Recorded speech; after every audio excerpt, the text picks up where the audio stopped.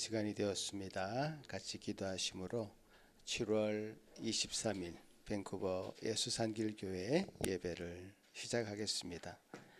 우리의 도움은 천지를 지으신 여호와 이름에 있도다. 아멘.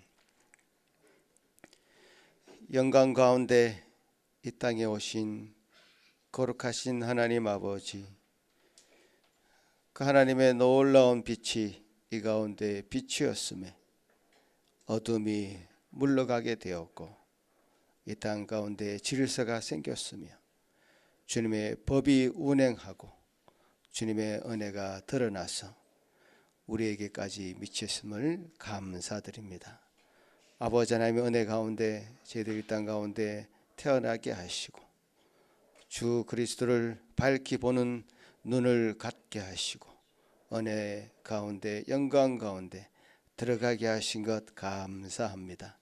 주님, 우리에게 주신 이 복된 놀라운 은혜를 이 예배를 통해서 드러내게 하시고 주 하나님 온전히 밝히 보게 하시고 그 말씀 앞에 순종하며 온전히 열매 맺는 저희 삶 될 수 있도록 도와주시옵소서. 이 예배를 통해서 우리의 삶이 참으로 주님의 놀라운 빛 가운데 비침받게 하시고 더러운 것, 죄악된 것 다 씻어낼 수 있는 은혜 주시고 주님 은혜 가운데 참으로 주님 원하시는 삶으로 놀라운 영광 드러내며 살아가는 저희 심령들 되게 하여 주옵소서. 이 한 예배를 통해서 주님 베푸실 은혜를 기대하고 소망합니다. 흩어져 있는 모든 백성들 같은 은혜로 채우시고 또 이 예배를 위해서 달려오고 있는 모든 지체들 그 발걸음 재촉하게 하셔서 주님을 사모하는 마음 더 클 수 있도록 도와주옵소서. 주님 이 예배를 시종을 주님께 의탁드립니다. 감사드리옵고 예수님 이름으로 기도합나이다. 아멘. 자, 다 같이 일어나서 찬송 드리겠습니다.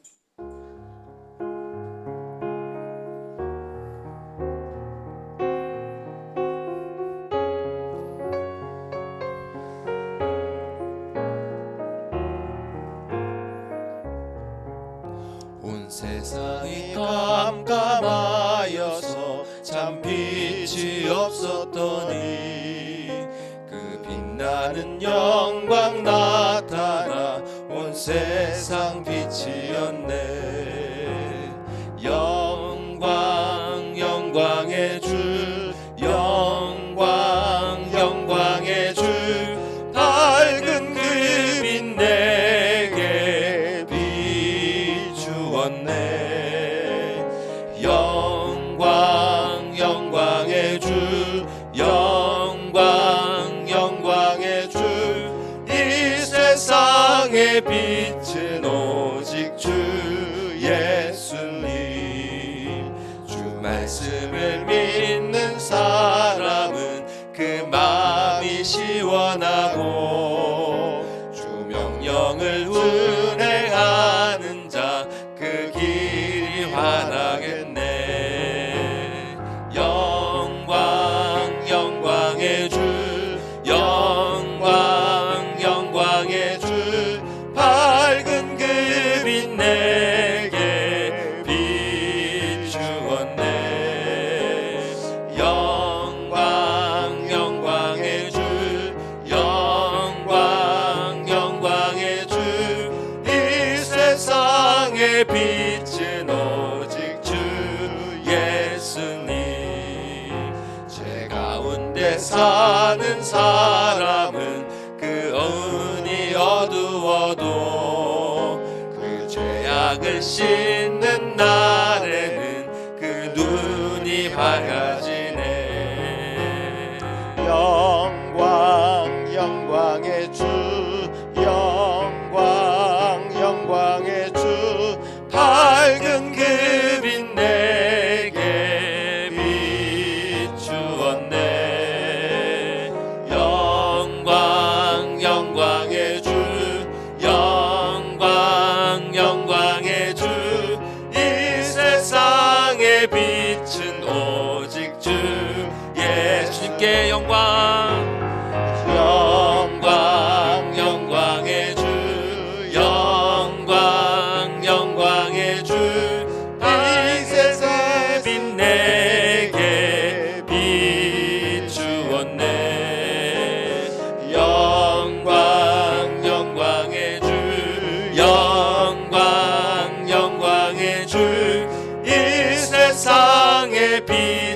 오직 주 예수님. 다 같이 앉으셔서 예수 주님의 은혜 찬양하시겠습니다.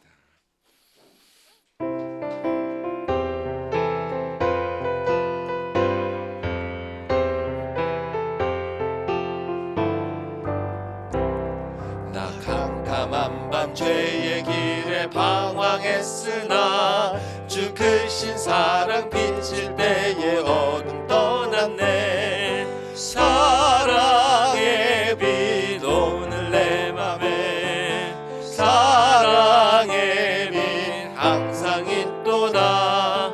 내가 예수 믿고 죄짐 벗으는 마음속에 항상 그 빛이 있도다. 저 검은 구름 하늘 덮고 풍랑 일어나 온 세상 캄캄하여도 내 맘에 빛인데 사랑의 빛 오늘 내 맘에 사랑의 빛 항상 있도다. 내가 예수 믿고 죄짐 벗으는 마음속에 항상 그 빛이 있도다. 나 빛 가운데 행할게 주 함께하니 이 어두운 세상 등지고 나 전진하리라. 사랑의 빛 오늘 내 맘에 사랑의 빛 항상 있도다.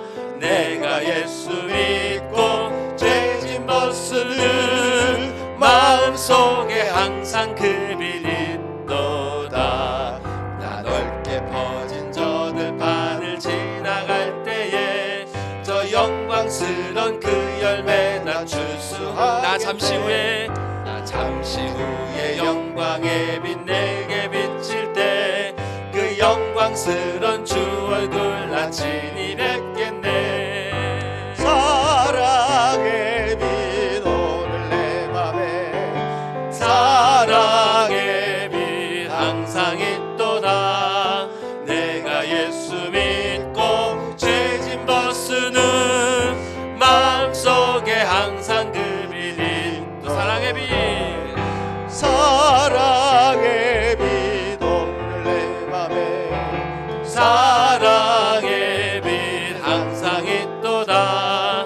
내가 예수 믿고 죄짐 벗으는 마음속에 항상 그 빛이 내가 예수 믿고 내가 예수 믿고 죄짐 벗으는 마음속에 항상 그 빛이 있도다.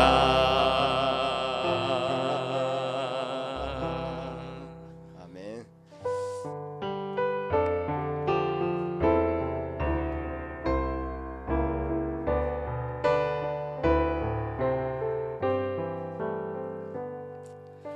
저 요단강 건너편에 찬란하게 배는 주 예루살렘 새 집에서 주의 얼굴 배우리. 파인 나라를 그 집에서 주의 얼굴 배우리. 한량 없는 영광 중에 주의 얼굴 배우리. 주가 내게 부탁하신 모든 일을 마친 후 예비하신 그 집에서 주의 얼굴 배우리. 빛난 하늘 그 집에서 주의 얼굴 배우리.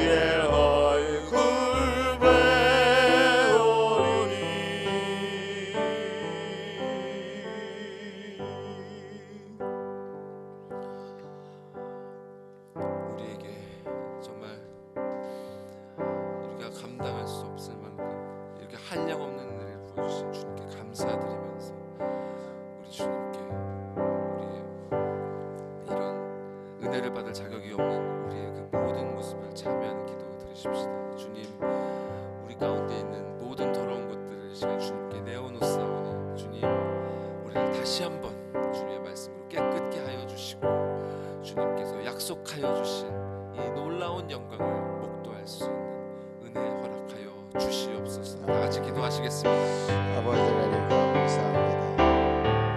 주여 어둠 가운데 있었던 저희들 참빛을 보게 하여 주시고 그 빛으로 나아가게 하시고 주 연의 가운데 들어가게 하시고 그 영광을 보게 하시니 감사드리옵나이다.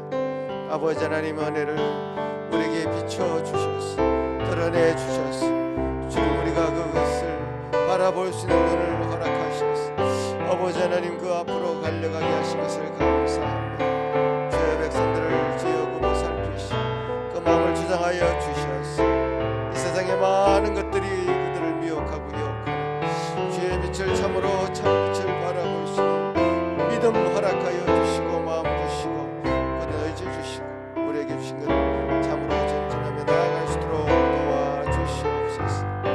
우리의 것을 다 지어버려 주시고 주님 우리의 한량한 자존심을 내려놓게 하여 주시고 주여 주의 중앙대하시고 높으신 주님의 것을 바라볼 수 있는 은혜 허락하여 주시옵소서. 주여 주여 이 시간 우리의 것을 내려놓고 주님 앞에 예배합니다. 주여 우리의 것을 굴복시키며 주님 앞에 엎드립니다. 주여 도와주셔서 주님 것으로 채워주시옵기를 소망하고 기도합니다.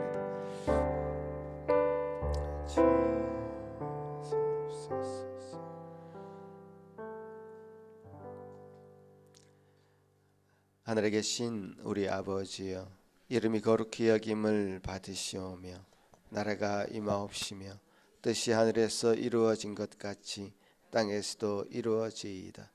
오늘 우리에게 일용할 양식을 주시옵고 우리가 우리에게 죄 지은 자를 사하여 준 것 같이 우리 죄를 사하여 주시옵고 우리를 시험에 들게 하지 마시옵고 다만 악에서 구하시옵소서.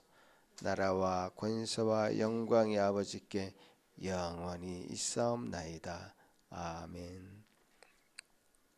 다 같이 시편 142편 한 절씩 교독하시겠습니다. 내가 소리내어 여호와께 부르짖으며 내가 내 원통함을 그의 앞에 토로하며 내 영이 내 속에서 상할 때에도 주께서 내 길을 아셨나이다.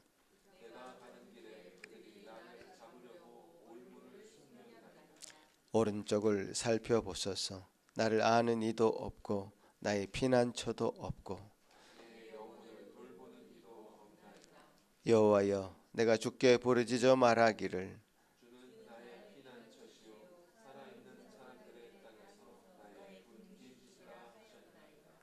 나의 부르짖음을 들으소서. 나는 심히 비천하니이다.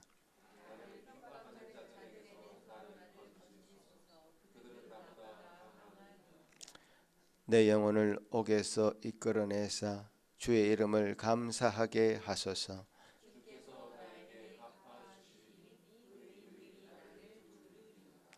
아멘. 이 시간에 양지선 사모 우리 예배를 위해서 기도하실 때에 다 같이 한 마음으로 기도하시겠습니다.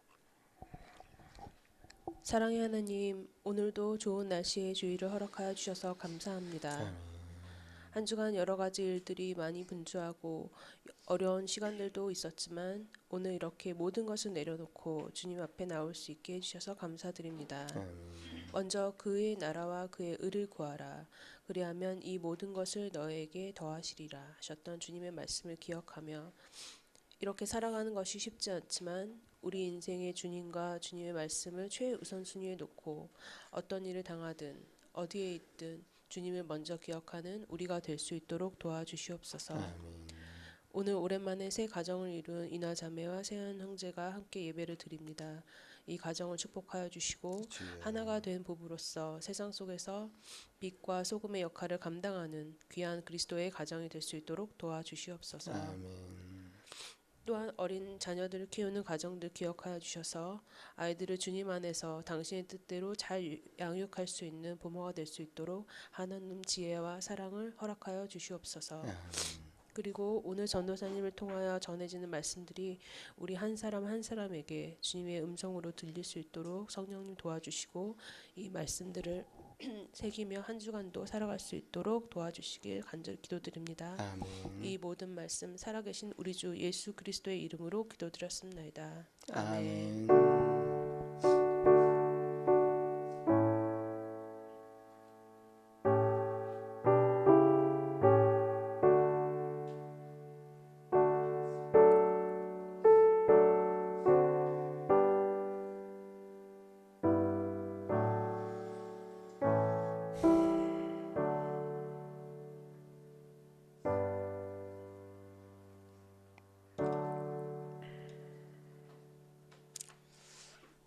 오늘 우리에게 주신 하나님의 말씀은 고린도후서 3장 12절에서 18절 말씀입니다.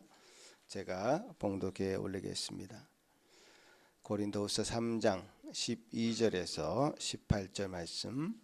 우리가 이 같은 소망이 있으므로 담대히 말하노니 우리는 모세가 이스라엘 자손들에게 장차 없어질 것에 결국을 주목하지 못하게 하려고 수건을 그 얼굴에 쓴 것 같이 아니하노라.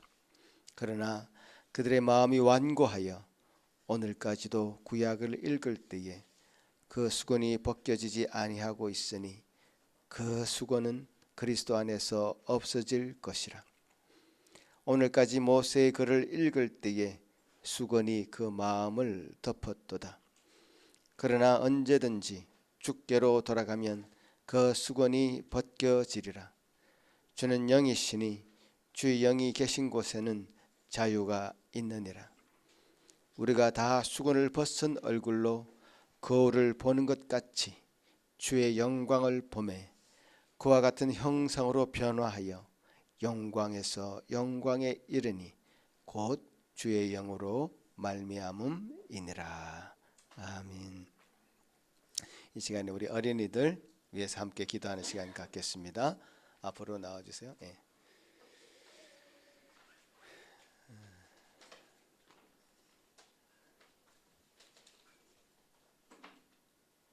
야, 예. 오늘 줄 잘 썼습니다. 예. 주한이 벌써 눈을 감았습니다. 예. 예. 같이 한번 기도하겠습니다. 고마우신 주님 감사합니다.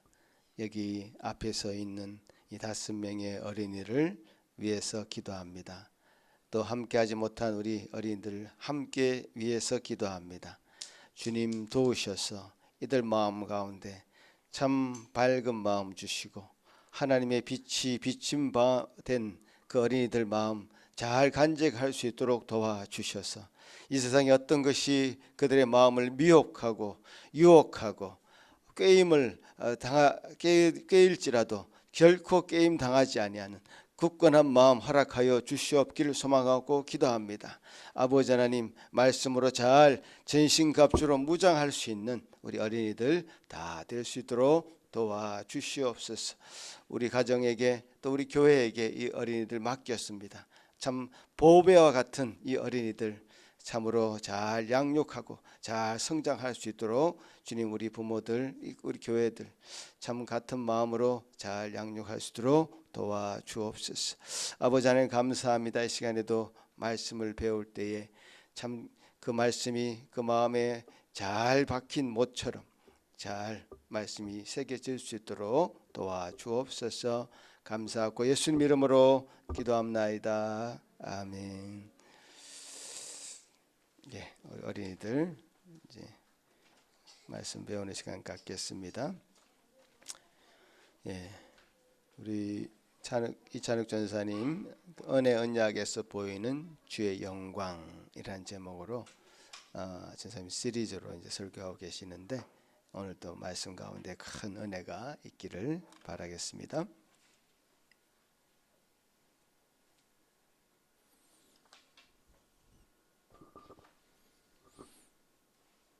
예, 오늘 본문은 고린도 후서 말씀입니다. 이 책은 고린도 교회에 보내는 바울의 편지인데요. 그 내용을 살펴보면 그 고린도 교회를 가르치고 돌보는 일이 바울에게 참 쉽지 않았던 모양입니다. 물론 사역이 쉬운 곳이 어디 있겠습니까마는 이 고린도 교회는 그 어림이 확실히 상대적으로 다른 곳보다 좀 더했던 것 같아요. 이 서신의 주된 내용이 무엇이냐면요, 사도 바울이 그의 사역과 또 자신의 사도로서의 직분을 변호하는 것입니다. 이것이 이 서신서의 주된 내용입니다. 근데 이미 고린도 전서를 비롯해서 여러 번의 편지를 보낸 교회거든요. 학자들은 최소한 성경에 나타난 증거로 봤을 때 4번의 편지를, 고린도 전후서를 포함해서 4번의 편지를 최소한 고린도 교회에 보냈을 것이다, 이렇게 보고 있습니다. 이렇게 여러 번의 편지를 보낸 교회임에도 불구하고 바울은 그곳에서 자신의 권위를 여전히 변호를 해야 했던 것이죠. 게다가 그곳은 고린도 전서에서 우리가 알 수 있듯이 여러 개의 분파가 갈라져서 서로 분쟁하고 있었고, 그 와중에 거짓 사도들까지 나타나서 교인들을 미혹하고 있었습니다. 이런 상황에서 바울은 2장 마지막 절에 이렇게 진술을 합니다. 2장 마지막 절을 한번 보시면 이렇게 말합니다. 우리는 수많은 사람들처럼 하나님의 말씀을 혼잡하게 하지 아니하고 곧 순전함으로 하나님께 받은 것 같이 하나님 앞에서와 그리스도 안에서 말하노라. 이렇게 바울은 선언한 후에 3장에 이르러서 그는 율법 조문으로 대표되는 옛 언약과 새 언약을 대조합니다. 즉 행위 언약과 은혜 언약을 대조하는 것이죠. 혼잡하게 되어버린 말씀을 바로잡기 위해서는 이 두 언약의 개념을 바로 세우는 것이 반드시 필요했던 것입니다. 이것이 제가 오늘까지 계속해서 3번에 걸쳐 여러분과 나누고 있는 말씀의 배경입니다. 자, 이전의 말씀을 듣지 못한 분도 계시기 때문에 먼저 행위 언약과 은혜 언약이 무엇인지 다시 한번 간략하게 말씀을 드릴게요. 자, 행위 언약은 하나님께서 아담과 그의 후손들인 모든 인류와 맺으신 언약으로 말씀에 순종하는 행위에 따라 사람이 그의 합당한 보상을 받는다는 내용입니다. 그러나 아시다시피 아담은 이 언약에 순종하지 못했고 그에 따라 모든 인류는 이러한 불순종에 합당한 보상, 즉 영원한 사망에 처하게 된 것이죠. 그러나 자비로우신 하나님께서는 이렇게 영원히 멸망당할 처지에 놓인 인류를 그대로 두지 않으시고 그들 중에 그리스도 안에서 일부를 택하사 은혜 언약을 맺으셨습니다. 이제 그 택함을 받은 자들은 자신의 행위가 아니라 그리스도의 행위, 즉 그리스도의 완전하신 순종을 근거로 그분과 함께 하나님의 자녀로서 하나님께 보상을 얻게 됩니다. 이 보상은 이렇게 택함 받은 자들이 값없이 오직 은혜로 받는 것이기 때문에 이 언약을 은혜의 언약이다, 이렇게 부르는 것입니다. 자, 이렇게 모든 그리스도인은 행위 언약에서 은혜 언약으로 넘어왔습니다. 이제 이 세상에는 여전히 타락한 아담 아래에서 행위 언약에 속한 사람들과 그리스도 아래에서 은혜 언약에 속한 사람들로 나뉩니다. 중간은 없습니다. 만일 진정으로 거듭나 그리스도인이 되었다면 그 사람은 이제 옛 언약에 속한 것이 아니라 새 언약에 속한 것입니다. 이렇게 새 언약에 속하게 된다는 것은 이전과는 완전히 다른 삶을 살게 된다는 것을 의미하죠. 왜냐하면 이 새 언약 아래에서는 모든 것의 의미가 새롭게 되기 때문입니다. 사는 것은 무엇인지, 죽는 것은 무엇인지, 선한 것은 무엇이고 악한 것은 무엇인지 등등 그 삶의 모든 의미가 새롭게 바뀌게 되는 것입니다. 그런데 문제는 이렇게 새 언약에 속했음에도 불구하고 대부분의 그리스도인들은 이 옛 언약의 영향력을 단번에 떨쳐내지 못한다는 사실입니다. 이게 문제예요. 그래서 우리는 이렇게 새롭게 모든 것의 개념과 그것이 세계관이 바뀌어야 함에도 불구하고 그 그리스도인들 가운데 바뀌지 않고 있는 개념들이 너무나 많은 것이죠. 우리는 지금 그 개념들을 살펴보고 있는 것입니다. 그래서 첫 번째로 살펴본 것이 바로 자유입니다. 자유.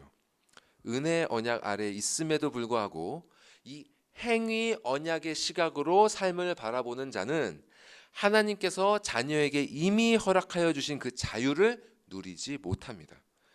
예수님을 초대해 놓고 분주함에 쫓기다가 분노하기에 이른 그 마르다처럼 행위 언약의 시각을 가지고 살아가는 자들은 마리아가 누렸던 이 좋은 것을 택하는 자유, 즉 말씀 안에서 은혜를 누리는 자유를 선택하지 못하는 것입니다. 그리고 두 번째로 지난번에 살펴본 것이 바로 근심이죠. 근심. 행위 언약의 시각으로 삶을 바라보는 자는 자기 자신의 정욕에 따른 세상 근심을 하며 삶을 살아갑니다. 죄에서 비롯된 이 근심은 사람으로 하여금 더욱 죄의 사슬에 얽매이게 해서 결국 사망에 이르도록 하죠. 그러나 은혜 언약 아래에서 하나님의 뜻대로 하게 되는 그 근심은 사무엘의 어머니 한나가 그랬던 것처럼 절망적인 상황 가운데서도 끝내 하나님께 나아가게 하고, 또 육체의 가시로 고통받고 있던 그 바울처럼 자신의 약한 것을 오히려 자랑하고 기뻐하기에 이르도록 합니다. 이처럼 은혜 언약 아래에서는 삶의 모든 것들이 새로운 의미를 가지게 됩니다. 자유, 근심, 죽음, 이런 것과는 전혀 다른 의미를 가지게 되는 거예요. 그래서 제가 영화의 교리를 말씀 나눌 때도 나눴다시피 죽음이 우리에게 더 이상 두렵지 않은 것은 우리에게 삶의 의미가 바뀐 것처럼 죽음의 의미가 완전히 바뀌었기 때문입니다. 이 죽음의 의미가 바뀐 것을 깨달으면 더 이상 죽음이 두렵게 되지 않는 것입니다. 자, 이렇게 은혜 언약 아래에 속하면 세계관이 바뀌게 되는 것입니다. 이것이 비록 이런 변화가 갑자기 급격하게 완전히 이루어지는 것은 아니지만, 진정으로 거듭나서 은혜 언약 안에 있는 그리스도인이라면 여러분은 이러한 변화를 지금 경험하고 계셔야 합니다. 이것이 정상입니다. 하나님의 말씀이 신자에게 이를 약속하셨기 때문에 이러한 변화는 여러분의 삶에, 여러분이 신자라면 반드시 일어나게 되어 있습니다. 만일 이러한 변화를 지금 경험하고 계시지 못하다면 그런 분은 자신이 진실로 거듭난 생명을 갖고 있는지, 그리스도를 향한 참된 믿음으로 행위 언약에서 벗어나 진정 은혜 언약 아래에 지금 있는지 확인하셔야 합니다. 사람의 삶에서 이것만큼 중요한 문제가 없어요. 자식의 문제가 중요하죠. 결혼의 문제 중요하죠. 또 죽고 사는 생존의 문제 중요하죠. 하지만 이 문제와는 비교조차 할 수도 없습니다. 그런데 하나님의 약속은 이렇게 삶의 모든 의미가 또 변화되는 것에서 그치지 않습니다. 여기서 한 걸음 더 나아가서요, 은혜 언약 아래에 들어온 자들은 그의 모든 것이 새롭게 될 뿐만 아니라 이전에는 보이지 못했던 것들이 보이게 됩니다. 이전에는 들어도 깨닫지 못했던 것들, 이전에는 보아도 보이지 않았던 것들이 비로소 들리고 보이기 시작한다는 것입니다. 그것이 바로 오늘 본문이 말씀하는 영광입니다. 주의 영광. 행위 언약 아래에 있는 사람들은 절대로 이 영광을 인식할 수 없습니다. 여기에 더해서 은혜 언약으로 옮겨졌으나 아직도 행위 언약의 관점에 머물러 있는 사람들도 이 영광을 잘 인식하지 못합니다. 이 문제 때문에 사도 바울이 오늘 본문을 기록했던 것이고, 오늘 우리가 이 본문을 다루는 것입니다. 여러분은 주의 영광을 지금 인식하고 계십니까? 여러분의 삶 가운데 그 영광의 영향력을 경험하고 계십니까? 말씀을 읽는 가운데 그 영광을 보고 계십니까? 이것이 바로 오늘 본문 앞에서 우리가 스스로에게 던져야 할 질문입니다. 자, 그럼 본문으로 한번 들어가 보겠습니다. 자, 먼저 12절에서 14절까지의 말씀을 다시 한번 같이 읽어볼까요? 시작. 우리가 이 같은 소망이 있으므로 담대히 말하노니 우리는 모세가 이스라엘 자손들에게 장차 없어질 것의 결국을 주목하지 못하게 하려고 수건을 그 얼굴에 쓴 것 같이 아니하노라. 그러나 그들의 마음이 완고하여 오늘까지도 구약을 읽을 때에 그 수건이 벗겨지지 아니하고 있으니 그 수건은 그리스도 안에서 없어질 것이라. 보시면 오늘 본문에는 두 부류의 사람들이 등장을 합니다. 하나는 우리라고 지칭되는 사람들이고요, 또 다른 하나는 이 14절에 그들이라고 지칭되는 사람들이죠. 자, 이들이 누구냐면, 우리는 1차적으로 이 편지를 보내는 바울과 디모데, 그리고 더 나아가서는 그들의 사역에 함께하는, 그들의 가르침에 따르는 사람들을 말합니다. 반대로 그들이라는 것은 바울의 사역을 방해하거나 공격하는 거짓 사도들과 그들의 가르침을 따르는 사람들을 말하죠. 그런데 이 두 부류에 대해서 오늘 본문은 이렇게 묘사를 합니다. 우리 바울을 따르는 사람들은 수건을 벗은 자들이고, 그들 거짓 선지자, 거짓 사도들을 따르는 자들은 수건이 벗겨지지 않은 자들이라고 말이죠. 자, 이미 13절을 통해서 예상이 되시겠지만 이 표현은 출애굽기의 말씀에서 나온 표현입니다. 자, 그럼 이 표현의 출처가 되는 출애굽기 34장의 말씀을 한번 보시겠습니다. 예, 좀 글씨가 작으니까 제가 읽어드릴게요. 들어보십시오. 모세가 그 증거의 두 판을 모세의 손에 들고 시내 산에서 내려오니 그 산에서 내려올 때 모세는 자기가 여호와와 말하였으므로 말미암아 얼굴 피부에 광채가 나나 깨닫지 못하였더라. 아론과 온 이스라엘 자손이 모세를 볼 때 모세의 얼굴 피부에 광채가 남을 보고 그에게 가까이 하기를 두려워하더니 모세가 그들을 부르매 아론과 회중의 모든 어른이 모세에게로 오고 모세가 그들과 말하니 그 후에야 온 이스라엘 자손이 가까이 오는지라. 모세가 여호와께서 시내산에서 자기에게 이르신 말씀을 다 그들에게 명령하고 모세가 그들에게 말하기를 마치고 수건으로 자기 얼굴을 가렸더라. 그러나 모세가 여호와 앞에 들어가서 함께 말할 때에는 나오기까지 수건을 벗고 있다가 나와서는 그 명령하신 일을 이스라엘 자손에게 전하며 이스라엘 자손이 모세의 얼굴의 광채를 보므로 모세가 여호와께 말하러 들어가기까지 다시 수건으로 자기 얼굴을 가렸더라. 자, 이 때가 언제인가 하면 이스라엘이 하나님께 처음 언약의 돌판, 그 십계명이 새겨진 그 언약의 돌판을 받았지만 그 금송아지를 숭배한 사건 때문에 이 첫 돌판을 잃어버리고 말았습니다. 그 다음에 다시 하나님께 용서함을 받고 다시 하나님으로부터 두 번째 언약의 돌판을 받았을 때에 이릅니다. 그렇게 두 번째 증거판을 들고 모세가 시내산에서 내려오는데 그의 얼굴을 보니 이전에는 없었던 어떤 광채가 나고 있더라는 것입니다. 자, 모세의 얼굴에 나고 있던 이 광채가 무엇이었을까? 혹시 우리가 보통 얼굴에 혈색이나 피부나 또 표정이 좋을 때 말하는 것처럼 얼굴에 빛이 나네, 얼굴빛이 좋네, 뭐 이렇게 표현하죠. 뭐 그런 것일까? 근데 성경에서 이 초자연적인 또 기적의 요소들을 제거하려는 사람들은 이런 식으로 이런 것들을 해석하려고 하겠지만 이 정황을 보면 절대로 그런 의미가 될 수 없습니다. 왜냐하면요, 모세는 지금 시내산에서 하나님의 말씀을 들으면서 40일을 주야로 금식한 상태였기 때문입니다. 제가 여기에 인용한 말씀 직전에 28절 말씀은 이렇게 기록하고 있습니다. 모세가 여호와와 함께 40일 40야를 거기 있으면서 떡도 먹지 아니하였고 물도 마시지 아니하였으며 여호와께서는 언약의 말씀 곧 십계명을 그 판들에 기록하셨더라.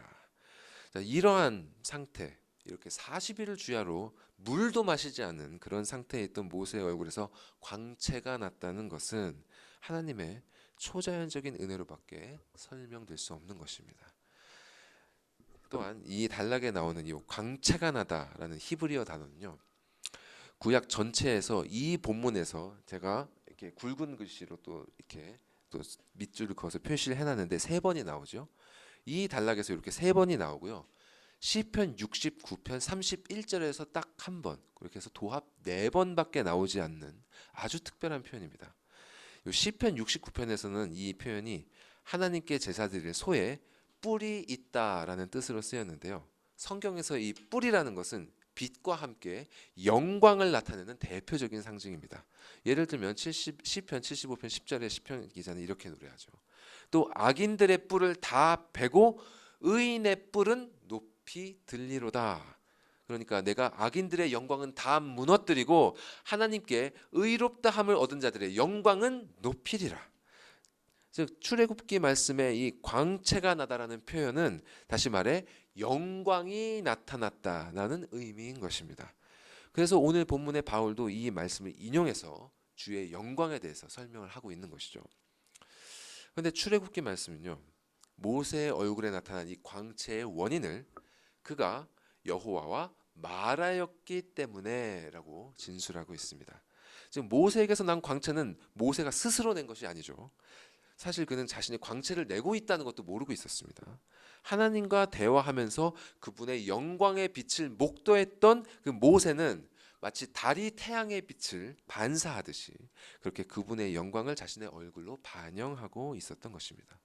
그리고 그 영광의 반영은 그가 그분 앞을 떠나서 이스라엘 진영으로 돌아오기까지 계속되고 있었던 것이죠. 그렇게 진영으로 돌아온 모세는 자신을 바라보며 그에게 다가오길 두려워하는 이스라엘 사람들을 보고서 자신에게 무언가 변화가 생긴 것을 인지하게 되었습니다. 그리고 곧 자신의 얼굴에서 광채가 나고 있었음을 알게 되었죠. 그럼에도 그는 서슴없이 그들을 불러서 하나님의 말씀을 전했고요. 그렇게 말씀을 다 전한 후에 비로소 수건으로 광채가 나고 있는 얼굴을 가렸다고 합니다. 여기서 수건은 물기를 닦는 그런 수건이 아니라 얼굴을 가리는 그 베일을 뜻합니다. 그럼 모세는 왜 얼굴을 베일로 가렸을까요? 출애굽기에서는 이스라엘 자손이 모세의 얼굴에 광채를 보기 때문에 가렸다고 진술하죠. 즉 베일로 가린 것은 그들이 이 광채를 보지 못하게 하기 위함이었습니다. 근데 조금 이상하지 않습니까? 이 광채는 이미 우리가 확인한 것처럼 하나님의 영광을 뜻하는데요. 그렇다면 모세는 이스라엘이 하나님의 영광을 보지 못하도록 한 것입니다. 왜 그랬을까요? 사실 모세는요, 이 일이 있기 직전에 시내산에서 하나님과 만나고 있을 때 그분께 그분의 영광을 보여달라고 구한 바 있습니다. 자, 다음 말씀 한번 보시죠. 이 말씀 함께 읽어볼까요? 시작. 모세가 이르되 원하건대 주의 영광을 내게 보이소서. 여호와께서 이르시되 내가 내 모든 선한 것을 내 앞으로 지나가게 하고 여호와의 이름을 내 앞에 선포하리라. 나는 은혜 베풀 자에게 은혜를 베풀고 긍휼히 여길 자에게 긍휼을 베푸느니라. 또 이르시되 내가 내 얼굴을 보지 못하리니 나를 보고 살 자가 없음이니라.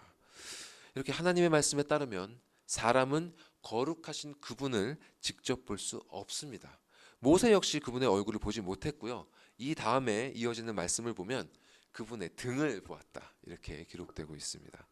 그럼에도 성경은 또 여러 곳에서 모세가 사실 직접 기록한 그 모세 오경에서 말이죠, 모세 자신이 하나님과 대면하여 말했다 이렇게 진술을 합니다. 심지어 제가 인용한 부분 직전인 출애굽기 33장 11절 말씀에서도 그가 하나님과 대면하여 말했다 이렇게 기록되어 있어요. 그러니까 이것은 무슨 말이냐? 성경은 사람이 이 땅에서 하나님과 인격적인 교제 속에서 그분을 뵈는 것과 그분의 나라에서 그분의 영광 가운데 정말 직접 그분의 얼굴을 보는 것을 구분하고 있다는 사실입니다. 다시 말해서 영화가 되기 이전에 사람은 이 땅에서 그분의 얼굴을 절대 볼 수 없는 것입니다. 그러면 왜 사람은 하나님의 얼굴을 볼 수 없는가? 이미 여러분이 잘 알고 계시죠. 사람은 죄로 말미암아 부정하기 때문입니다. 부정한 자는 하나님의 영광을 볼 수 없습니다. 이사야 선지자는 환상 중에 하나님의 영광을 목도한 후에 이렇게 고백했습니다. 화로다 나여 망하게 되었도다. 나는 입술이 부정한 사람이요 나는 입술이 부정한 백성 중에 거주하면서 만군의 여호와이신 왕을 배웠음이로다. 이렇게 부정한 인간이 하나님의 영광을 볼 수 없다는 개념은 구약에만 머무는 것이 아니라 신약으로도 이어집니다. 디모데전서에서 사도 바울은 하나님의 영광에 대해서 이렇게 진술합니다. 오직 그에게만 죽지 아니함이 있고 가까이 가지 못할 빛에 거하시고 어떤 사람도 보지 못하였고 또 볼 수 없는 이시니 그에게 존귀와 영원한 권능을 돌릴지어다. 아멘. 그분은 이렇게 사람이 감히 가까이 가지 못할 빛에 거하십니다. 역사 가운데 그 어떤 사람도 그분을 직접 본 적이 없으며 또 앞으로도 그 어떤 자도 그분을 볼 수 없을 것입니다. 만일 부정한 인간이 그분을 보는 일이 생긴다면 그것은 그에게 심판이 이르렀음을 뜻하는 것입니다. 이렇게 죄로 말미암아 부정해진 인간은 하나님의 영광의 빛을 보면 화를 입게 됩니다. 이러한 사실을 고려해 볼 때 우리는 왜 모세가 백성들로부터 그의 얼굴을 가렸는지 짐작할 수 있습니다. 그 이유를 대략 세 가지로 간추려 보면 이렇습니다. 첫 번째, 모세는 하나님의 영광을 본 이스라엘 백성들이 화를 입게 되는 것을 염려했을 것입니다. 이미 금송아지 사건으로 인해 큰 홍역을 치렀죠. 그랬던 이 부정한 민족이 혹시나 자신의 얼굴에 반영된 하나님의 영광을 보고 심판을 받을까 하여 그는 얼굴을 가렸던 것입니다. 또 둘째로 모세는 자신의 얼굴에 반영된 그 영광의 빛으로 말미암아 이스라엘 백성들이 여호와 하나님이 아닌 모세 자신에게 영광을 돌리게 될 것을 염려했던 것입니다. 그리고 마지막 이유는 이것입니다. 오늘 본문에 보면 모세는 이스라엘 백성들이 장차 없어질 영광의 결국을 주목하지 못하게 하려고 수건으로 얼굴을 가렸다고 그러는데요. 이는 보이는 것 때문에 좌지우지되는 그들의 성정 때문이었습니다.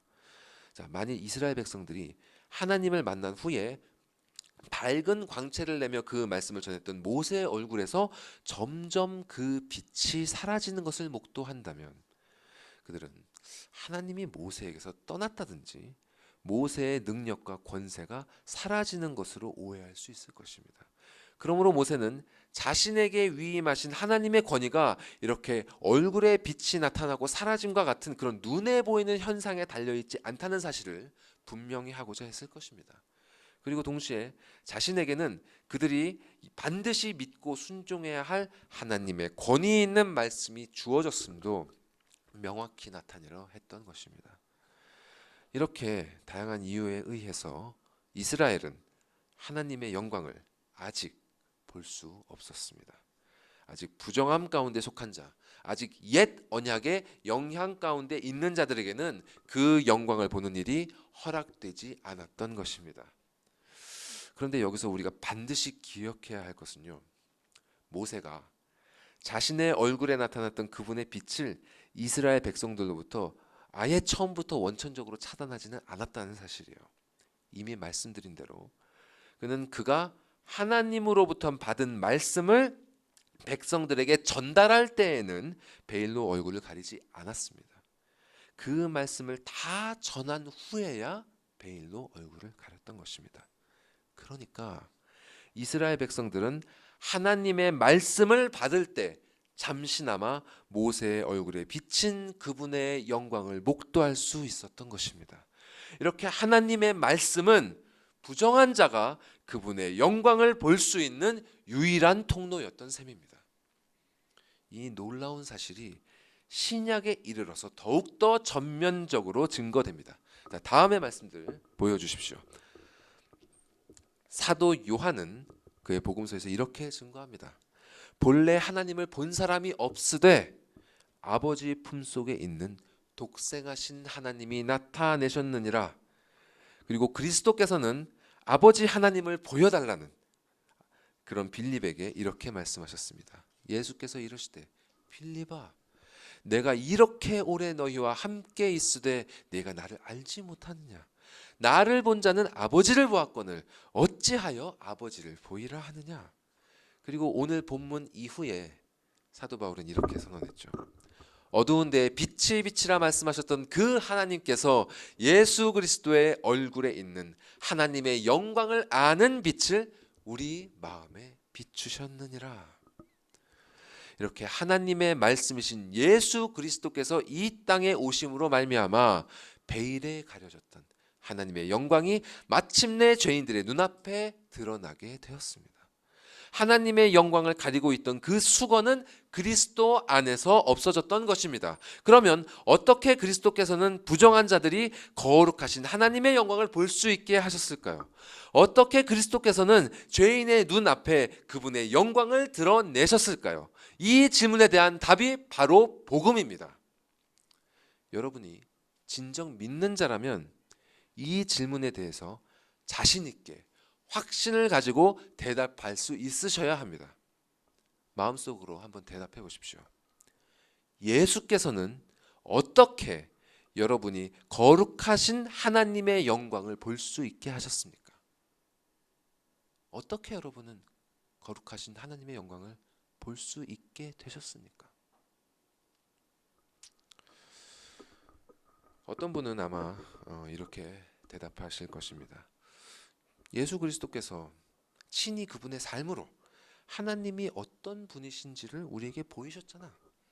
그러니 복음서의 말씀을 통해 그분의 삶을 읽으면, 그분의 삶을 보면 우리는 하나님의 영광을 볼 수 있는 것이다.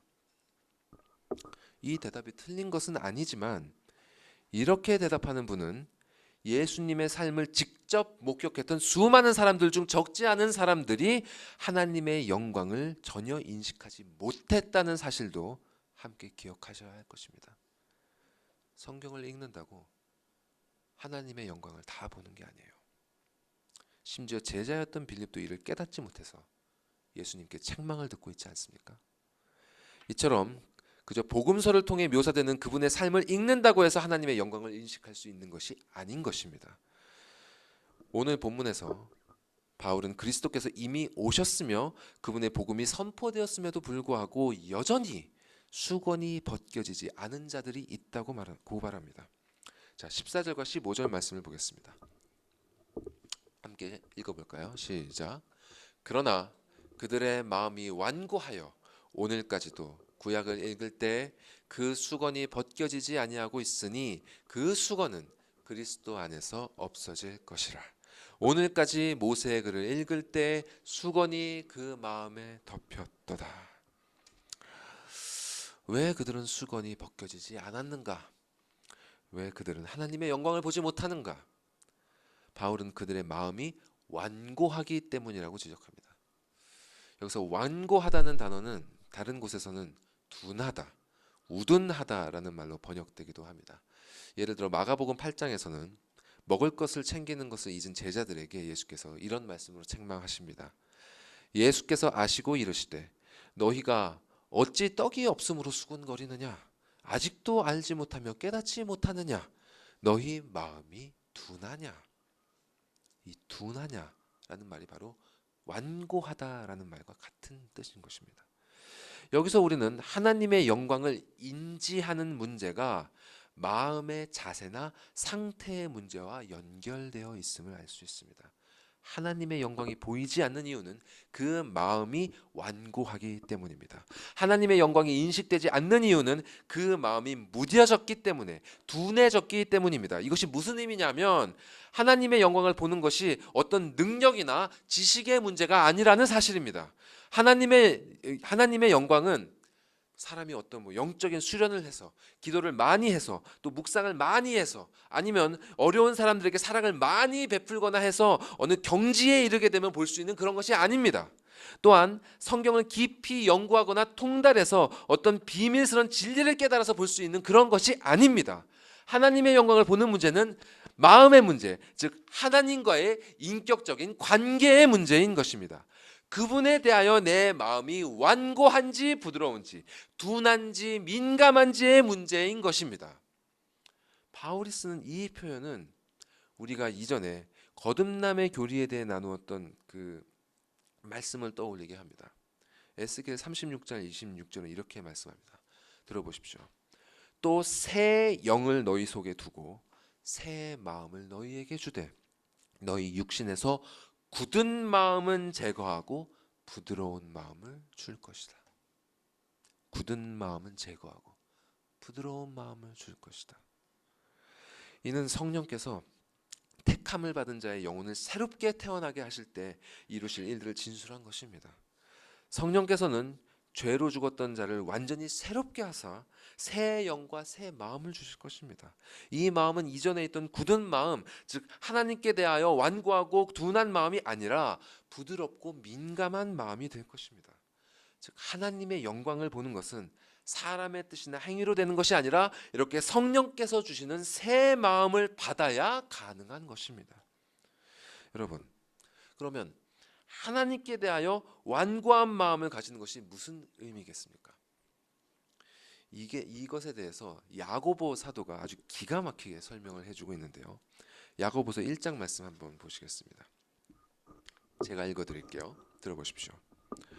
누구든지 말씀을 듣고 행하지 아니하면 그는 거울로 자기의 생긴 얼굴을 보는 사람과 같아서 제 자신을 보고 가서 그 모습이 어떠했는지를 곧 잊어버리거니와 자유롭게 하는 온전한 율법을 들여다보고 있는 자는 듣고 잊어버리는 자가 아니요 실천하는 자니 이 사람은 그 행하는 일에 복을 받으리라. 자, 야고보 그리고 오늘 본문의 사도 바울 모두 거울을 비유로 말씀하고 있습니다. 자, 야고보서를 보시면 거울로 자기 얼굴을 보는 것과 자유케 하는 율법을 들여다보는 것을 대조하고 있죠.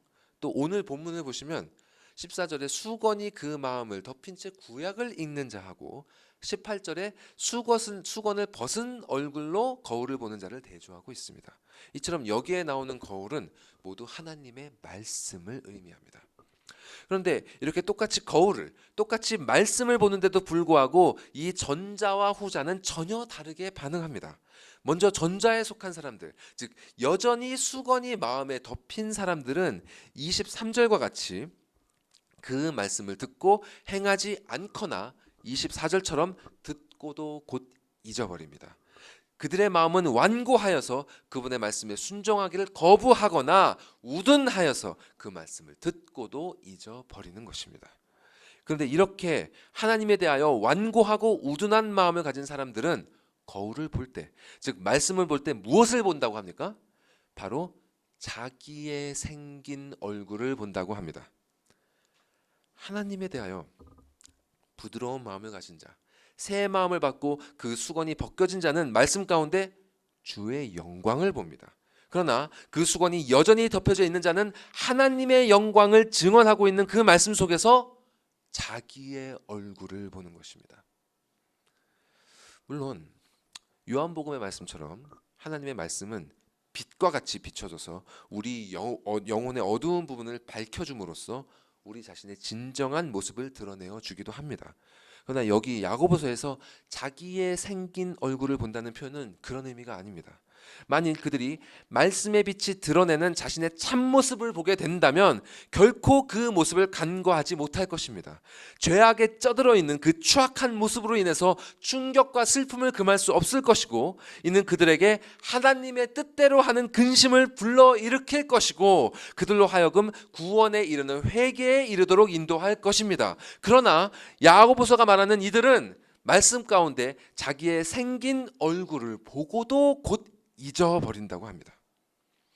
이는 그들이 말씀 가운데 자신들의 참된 모습이 아니라 자기가 보고 싶은 것만 본다는 의미인 것입니다. 말씀이 그들의 추악한 모습을 드러내고 그와 대조되는 하나님의 거룩하신 영광을 선포해도 그들은 그 말씀 속에서 그저 자기가 보고 싶은 것만 바라봅니다. 이것이 바로 하나님에 대하여 마음이 완고하고 둔한 자, 그 마음에 여전히 수건이 덮인 자, 여전히 행위 언약의 관점으로 말씀과 삶을 바라보는 자들의 의식 가운데 일어나는 비극인 것입니다. 행위 언약에 있는 자들은 자기 자신의 행위에 따라 보상을 받는 메커니즘 안에서 살아가기 때문에 언제나 그들의 출발점은 자기 자신입니다. 그들은 말씀을 볼 때에도 저자이신 하나님의 관점이 아니라 자신의 관점을 취하고, 세상을 볼 때에도 창조주이신 하나님의 관점이 아니라 자기 자신의 관점으로 바라봅니다. 그리고 그들이 취하는 방편은 언제나 자신의 행위입니다. 그렇기 때문에 그들은 말씀을 볼 때에도 하나님께서 무엇을 하셨는가가 아니라 언제나 내가 자신이 무엇을 해야 하는가에 초점을 맞추는 것입니다. 이렇게 자기 자신에서 출발해서 자신의 행위를 따라 걷는 그들의 발걸음은 삶의 모든 영역에서 자기 자신이 주체가 되는 방향으로 나아갑니다. 이것이 바로 행위 언약에 속한 자들이 진정으로 원하는 것이고 그들이 추구하는 최고의 선이고 보상인 것입니다. 삶의 모든 영역에서 내가 주체가 되고 내가 자유를 누리는 것, 그들의 삶의 모든 시간은 바로 이것을 위해서 쓰여지고 있습니다. 바로 이 지점에서 행위 언약과 은혜 언약의 진정한 차이가 드러납니다. 자, 행위 언약과 은혜 언약의 차이가 무엇이냐고 묻는다면 아마 행위 그리고 은혜라는 단어의 대조 속에서 구원을 얻기 위한 방편의 차이가 있구나, 이렇게 생각할 수 있습니다. 우리는 행위로 인해 구원을 얻는 것이 아니라 은혜로 인해 구원을 얻는 것이니까요. 그러나 이 두 언약의 결정적인 차이는 구원의 방편이 무엇이냐에 머물지 않습니다. 거기서 머무는 것이 아니라 바로 구원의 주체가 누구냐까지 올라가는 것입니다. 우리가 본 것처럼 행위 언약에서 구원의 주체는 바로 자기 자신입니다. 그렇기에 자신의 구원을 위해서는 자신의 행위가 필요한 것입니다. 그러한 자의 마음에 그리스도의 은혜가 들어갈 자리는 없습니다. 자신의 행위로 이 세상으로부터 자기가 원하는 보상을 얻어내야 하는데 그들에게 그리스도의 은혜 따위가 무슨 상관이 있습니까? 무슨 소용이 있겠습니까? 그러니 그들의 마음은 그분에 대해서 우둔하고 완고해질 수밖에 없는 것입니다.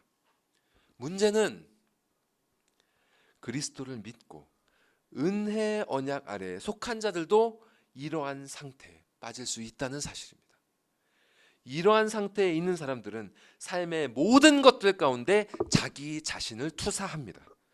하나님께서 창조하신 이 세상을 바라볼 때에도, 그분이 허락하신 사람들을 만날 때에도, 심지어 그분의 영광을 계시하고 있는 말씀을 볼 때에도 그들은 그분이 아닌 자기 자신을 봅니다. 그들이 기뻐하는 것도 자신 때문이고, 근심하는 것도 자신 때문이고, 자유를 추구하고 영광을 바라보는 것도 모두 자기 자신 때문입니다. 여러분은 무엇을 바라보고 살고 계십니까? 여러분은 이 세상에서, 여러분의 삶에서 무엇을 인식하며 살고 계십니까? 무엇 때문에 울고 웃으며 근심하고 또 기뻐하고 계십니까? 여러분의 삶의 발걸음은 지금 무엇을 바라보고 나아가고 있습니까? 이 질문들을 결코 가벼이 여기지 마십시오. 여러분이 진실되게 이 질문들 앞에 설 때 자신의 영혼이 진정 어디에 있는지를 진단할 수 있을 것입니다. 죄 가운데 영원한 사망의 길로 나아가는 행위 언약 아래에 있든지, 아니면 믿음 가운데 영생의 길로 나아가는 은혜 언약 아래에 있는지, 혹은 이미 은혜 언약에 속해 있으나 지금 현재 이전에 벗겨졌던 수건을 다시 덮어쓰고 행위 언약의 시선으로 삶을 바라보는 그런 어리석음 가운데 빠져 있는지, 말씀의 증거 앞에 자신의 영혼을 놓고 성령 하나님의 도우심을 구하십시오. 우리는 반드시 자기 자신이 어떤 상태인지를 알아야 합니다. 그것이 아무리 보기 싫고 꺼려진다 하더라도 이를 외면하지 말아야 합니다.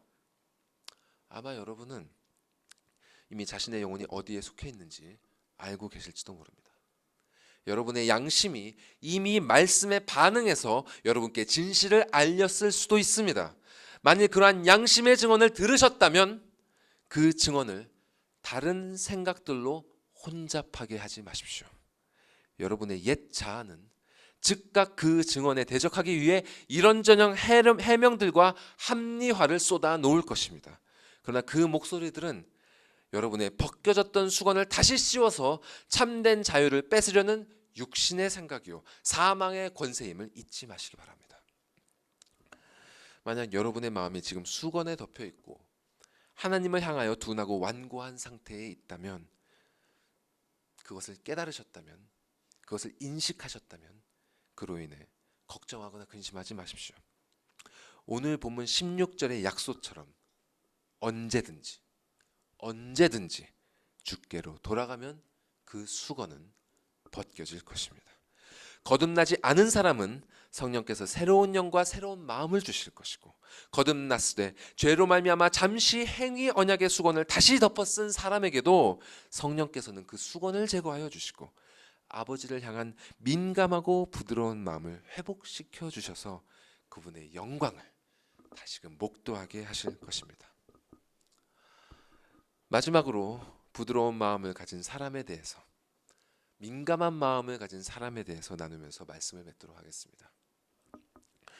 부드러운 마음을 가진 사람에게 하나님의 말씀은 그를 억압하는 명령들이 아니라, 수고스러운 그런 규례들이 아니라 자유롭게 하는 온전한 율법입니다. 이 말씀은 참으로 그를 사랑하시고 참으로 그에게 가장 좋은 것이 무엇인지를 아시는 아버지의 말씀이기 때문입니다. 그렇기에 성령으로부터 새 마음을 받은 사람들은 그분의 말씀을 듣고 민감하게 반응하고 부드럽게 순종합니다. 이렇게 아버지에 대하여 새 마음을 받은 자는 그 마음에 덮였던 수건이 제거되고 이전과는 전혀 다른 관점으로 삶을 바라보게 되는 것입니다. 이제 그가 사는 삶은 더 이상 죄와 사망이 지배하는 삶이 아니라 생명의 성령이 다스리는 삶이 됩니다. 이렇게 주의 영이 그를 다스리시고 그와 함께 계시니 그에게는 자유가 있습니다. 이렇게 자유롭게 자발적으로 그분의 말씀을 따르는 자에게는 하나님께서 더욱더 찬란하게 당신의 영광을 보여주실 것입니다. 그는 말씀 가운데 계실 때는 하나님의 영광과 더불어 온 세상 속에서 삶의 모든 영역 가운데 드러나고 있는 그분의 영광을 목격할 것입니다. 이것이 바로 모세가 40일간 금식하며 산 위에서 목격했던 영광이고, 마르다의 동생 마리아가 그리스도의 발치에서 사로잡혔던 영광이고, 근심 속에 신음했던 한나가 제사장의 축복 속에서 발견했던 영광이고, 온갖 환란과 박해 속에서도 우리 신앙의 선조들이 죽음에 이르기까지 그 눈을 떼지 않고 바라보았던 그 영광입니다. 이러한 영광을 목격한 자는 그 얼굴에서, 그 삶에서 그가 바라보았던, 그가 목격했던 그 영광을 반영하기 시작합니다. 모세의 얼굴에 그러한 광채가 있었고, 한나의 얼굴에서는 근심이 사라졌습니다. 전도서 8장 1절을 보면 전도서 저자가 이렇게 말씀합니다. 들어보십시오. 누가 지혜자와 같으며 누가 사물의 이치를 아는 자냐? 사람의 지혜는 그의 얼굴에 광채가 나게 하나니 그의 얼굴에 사나운 것이 변하느니라. 지혜의 근본은 여호와를 경외하는 것입니다.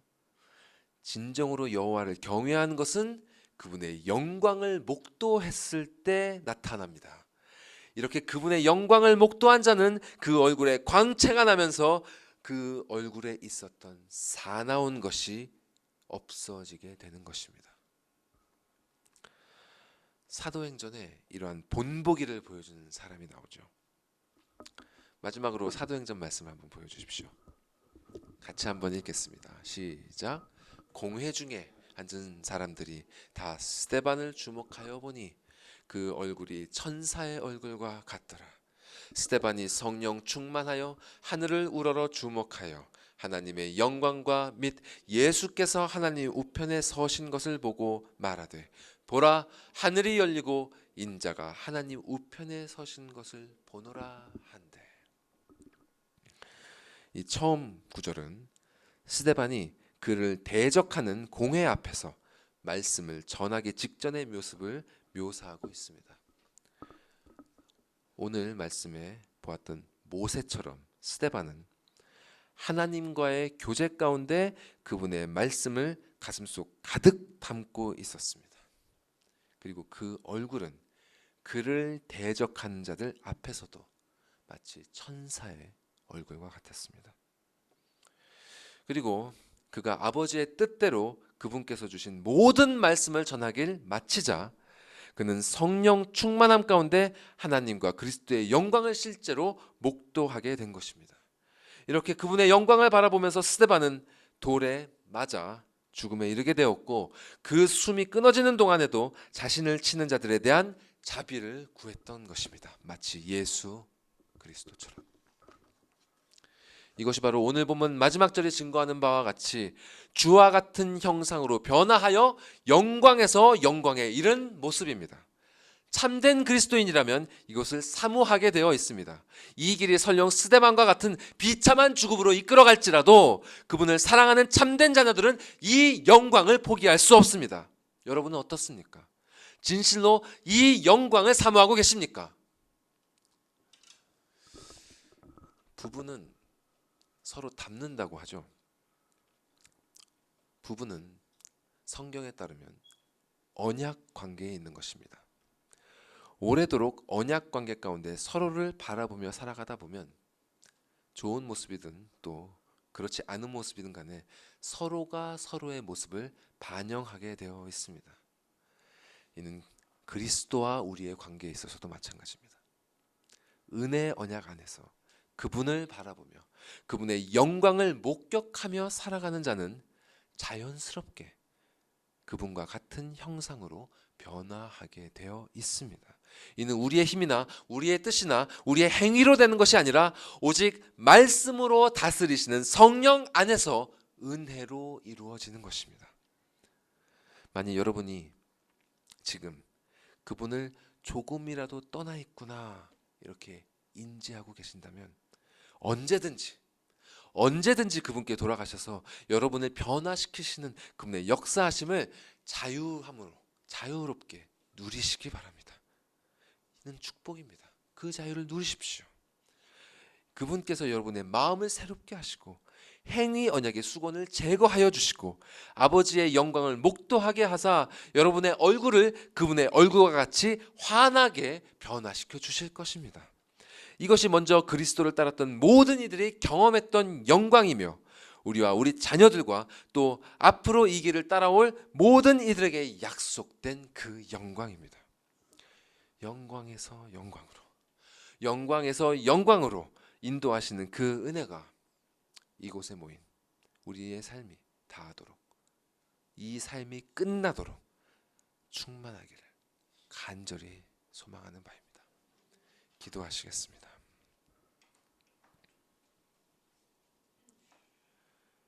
당신의 자녀들을 그리스도 안에서 택하시고 영광에서 영광으로 변함없이 인도하시길 약속하신 아버지 하나님, 오늘 우리가 당신의 말씀 앞에 섰습니다.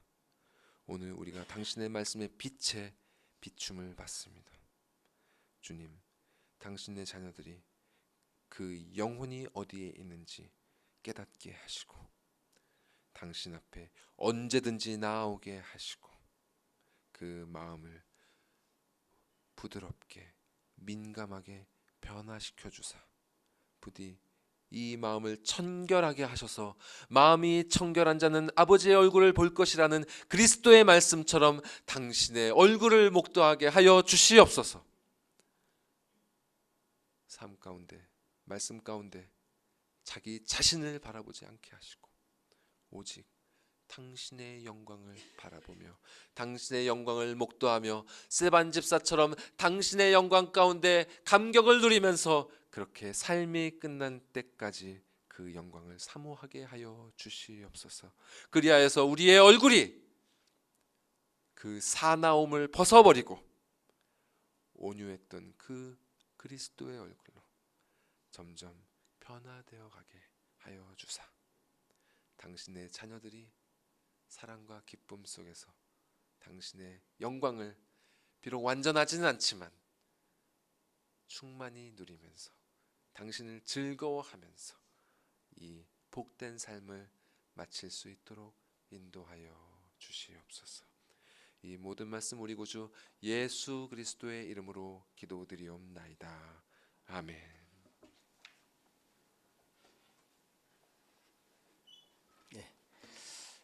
사도신경으로 우리 신앙을 고백하겠습니다. 전능하사 천지를 만드신 하나님 아버지를 내가 믿사오며 그 외아들 우리 주 예수 그리스도를 믿사오니 이는 성령으로 잉태하사 동정녀 마리아에게 나시고 본디오 빌라도에게 고난을 받으사 십자가에 못 박혀 죽으시고 장사한 지 사흘 만에 죽은 자 가운데서 다시 살아나시며 하늘에 오르사 전능하신 하나님 우편에 앉아 계시다가 저리로서 산자와 죽은 자를 심판하러 오시리라. 성령을 믿사오며 거룩한 공예와 성도와 서로 교통하는 것과 죄를 사하여 주시는 것과 몸이 다시 사는 것과 영원히 사는 것을 믿사옵나이다. 아멘. 다 같이 말씀 기억하시면서 일어나서 찬송 내 영혼의 햇빛 비치니 찬송 드리겠습니다. 다 같이 일어나서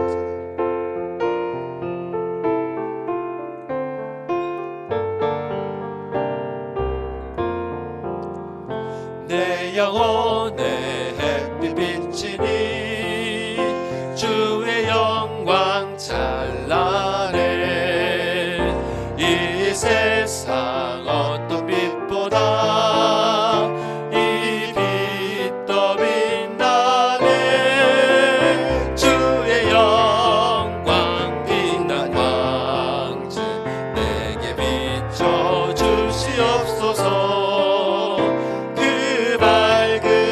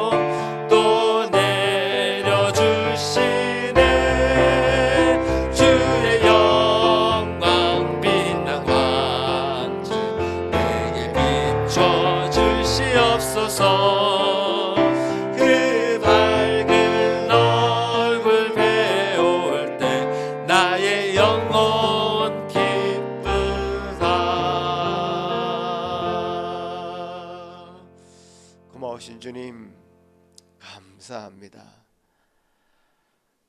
빛 가운데 저희들 초대해 주셔서 감사합니다. 주님, 주의 영광의 그 빛 우리가 쫓아가며 그 빛 추구하며 살도록 도우신 것 감사합니다. 주님, 그 가운데 저희들을 선택하여 주셔서 그 선택받은 백성으로 살아가게 하신 것 감사합니다. 아버지 하나님, 참으로 우리가 은혜 언약 안에 있는 자로서 참으로 주님께서 주시는 것, 주님이 바라시는 그 영광, 그 빛을 보며 그것으로 만족하며 살아가는 저희 인생들 되게 하여 주시옵소서. 그 안에 사는 것이 기쁘고 감사한 저희 백성들 되게 하여 주시옵소서. 아버지 하나님, 우리가 이렇게 예물을 드리는 것도 억지로 함이 아니라 주님이 주시는 그 빛 가운데, 영광 가운데, 은혜 가운데 감사하며 자발적으로 드리는 것임을 고백하며 감사를 드립니다. 아버지 하나님, 우리에게 주신 모든 그 율법적인 그것이 의무가 아니라 감사요 자유임을 이 시간 고백하며 감사를 드립니다. 아버지 하나님, 이 시간에 우리가 주일에 이렇게 예배에 나와서 말씀 가운데 참 저희들이 이렇게 서게 되는 것 참으로 주님의 크신 은혜인 줄 알고 감사를 드립니다. 일주간의 삶 가운데도 어떤 의무로 우리가 우리 삶을 살아가는 것이 아니라 주님 주시는 감사와 기쁨을 가지고 많은 사람들을 대하며 참 한 시간 한 시간 하루하루 주님께서 주신 이 일주일도 넉넉하게 그렇게 살아갈 수 있도록 도와주옵소서. 감사드렸고 예수님 이름으로 기도합나이다. 아멘. 자리에 앉으시겠습니다.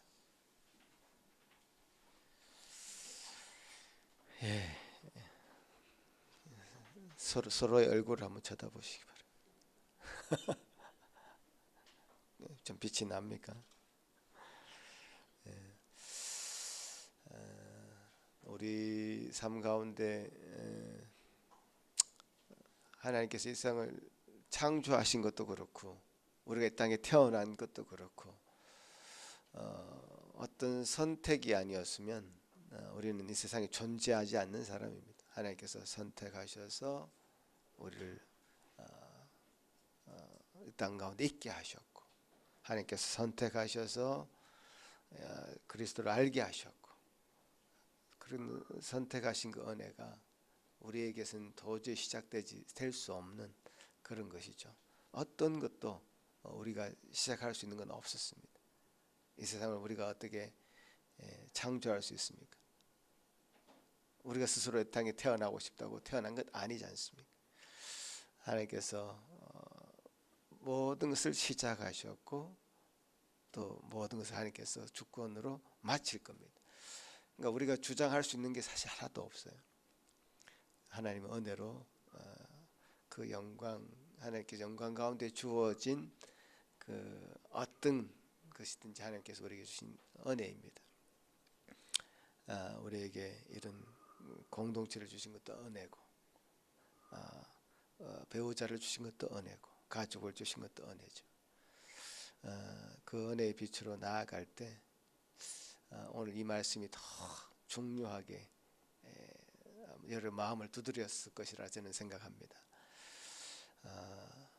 자칫 우리가 막 짜증스럽고 실망스럽고 자신에 대해서 또 배우자에 대해서 가족들에 대해서 그럴 경우가 있죠. 하나님께서 날마다 그 필요에 따라 은혜를 베푸시지 않으면 늘 우리는 또 행위언약적인 삶의 기반으로 돌아가는 것 같아요. 그게 아닌데 하나님께서 주신 것으로 어떤 선택받은 자의 삶의 그 트랙에 서가지고 늘 우리 삶을 해석하고 하나님께서 주신 것 공급받으면서 살아간다면 우리 일주일의 삶이 하루하루가 정말 넉넉하게 감사하고 기뻐하는 참 자유를 누리는 그런 삶이 될 것이다. 저는 그렇게 믿고 오늘 전사님 성경을 통해서 하신 이 말씀이 제게 귀한 은혜가 되고 감사가 됩니다. 여러분도 그런 마음으로 한 주간 넉넉하게 살아가시면 감사하겠습니다.